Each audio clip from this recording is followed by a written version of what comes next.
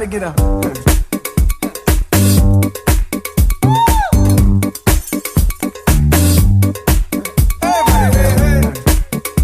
Hey everybody, it's me, Mark State, back here with you with another segment here on Trucking Today. Joining me is Randy Schneider. We've got a treat for you.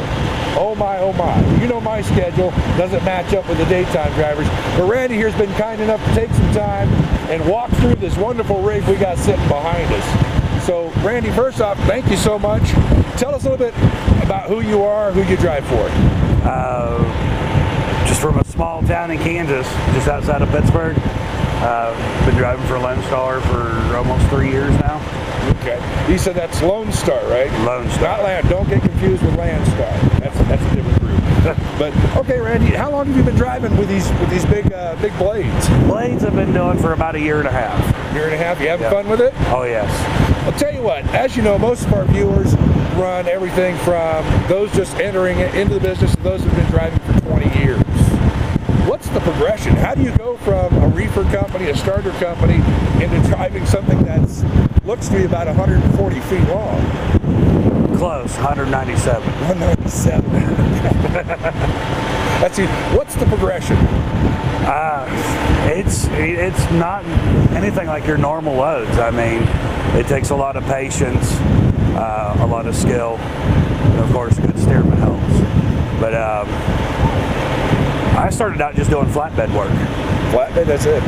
Started out with flatbed, and then I went into heavy haul for a while, and then I just thought I was done with it. I got into pulling a reefer for like 2 years, and it was just too boring. I got to have that daily challenge.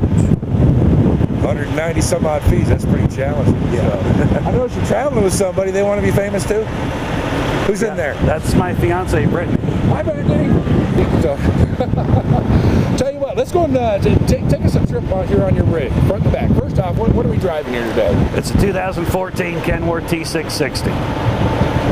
Tell us a little bit about the motor and gearing you got in it. It's got the ISX Cummins. The gearing, I don't know. No, 13 speed, 18 speed? 8 speed. 8 speed? 8 speed. Wow. Something like that, you don't need to go fast. True. You have some just gears got for the weight. What kind of weight are we looking at here front to back? What's the total gross? Total gross is about 69,000. That's not bad. That's actually lighter than a reefer. They say that the blade weighs right around 25,000. Excellent. So just a standard 660 ISX 8-speed. Let's take a trip. Tell us what's so different between flatbed and reefer and what you're hauling here. There's a lot of difference. The trailer, as you can see, is stretched out right around 180 foot stretched out. 180 foot stretch out. Wow. Yeah. What kind of weight are we looking at here on the drives? The drives, I'm setting right around 32,000, just a hair over 32. Okay.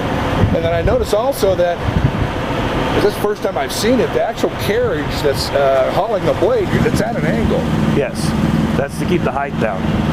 Okay. The trailer's actually designed that way, or the bolster's designed that way, that it sets on. Okay, what's your total, what's your clearance height? 1410. 1410, so that does take some special requirements. It's just not simply run 24 hours a day.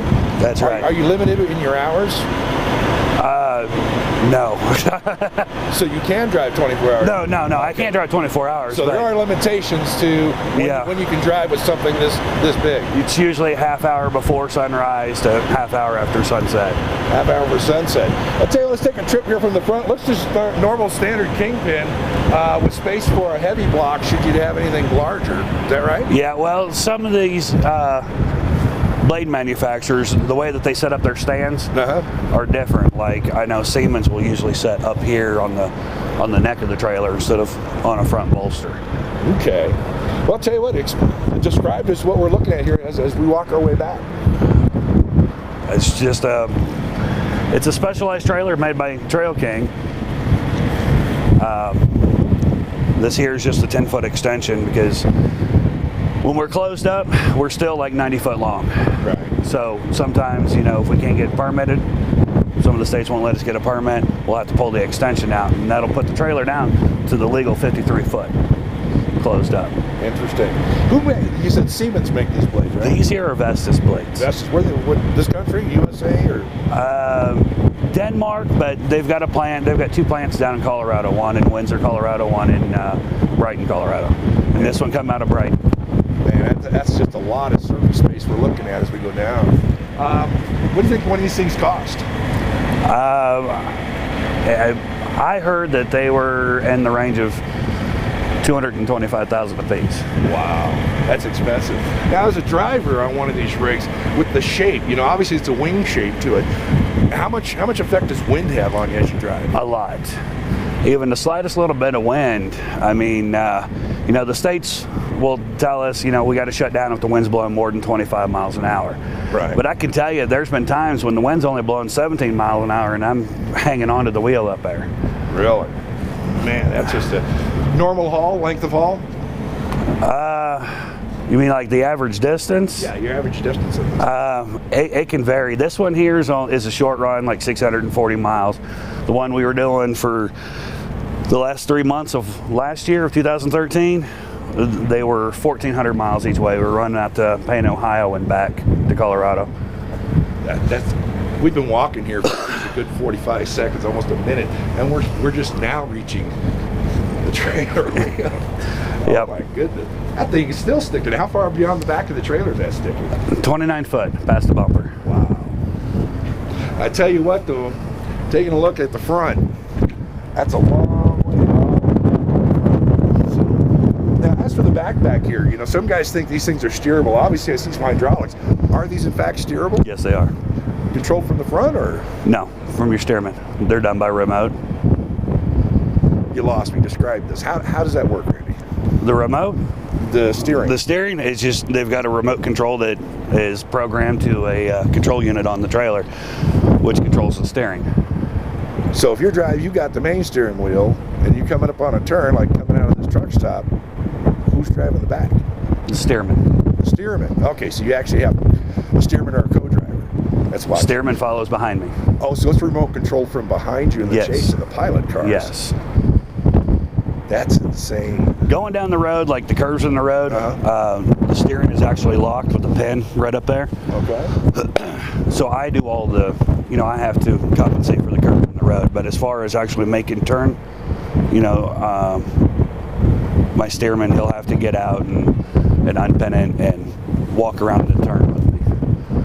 So he's not only steering the trailer, but he's got to make sure that that 29 foot hanging out the back there is not going to get caught up in trees or hit signs. So driving down the 287 going through the marsh, not going to happen. I think they've gone through. Really? That's mad. I haven't, but well, I tell you what, anything that we're missing information, I can't think why I pretty much get all the major questions on this. Any tips or advice for people that are in flatbed or step deck and they want to make this jump? It's a challenge, if you get tired of the same old boring stuff from regular flatbed work, this is definitely the way to go. Every day it's something new. You mind if I ask a difficult question? Ballpark pay per mile on one of these loads?